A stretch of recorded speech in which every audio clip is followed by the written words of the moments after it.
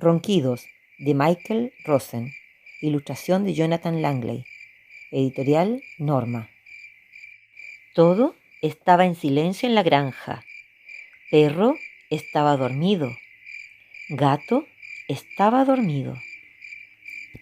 Vaca estaba dormida. Oveja estaba dormida. Cerdita estaba dormida. Y todos los cerditos también. Todo estaba en silencio hasta que... Y Gato despertó. Y Vaca despertó. Oveja se despertó. Cerdita se despertó. Y todos los cerditos también.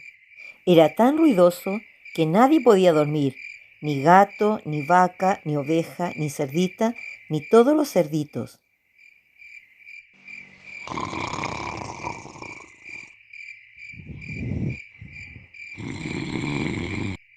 ¿Qué hacemos para que Perro deje de roncar?, dijo Gato. Ya sé, dijo Vaca. Y Vaca se acercó a Perro y... ¡Achú! Estornudó en la oreja de Perro. Ya sé, dijo Oveja. Y Oveja se acercó a Perro y... ¡Bú! Gritó en la oreja de Perro.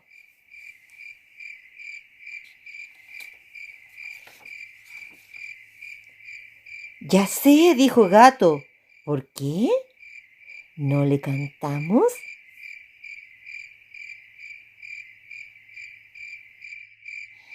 ¡Miau!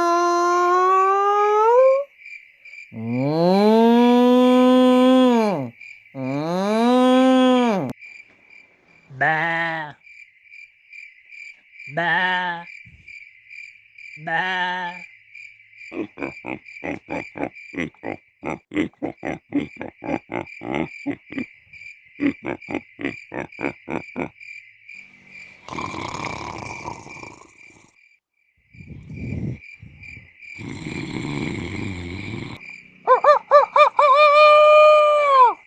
Perro se despertó sobresaltado.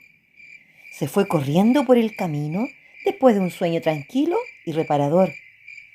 Cerdita y los cerditos estaban tan cansados que se quedaron dormidos.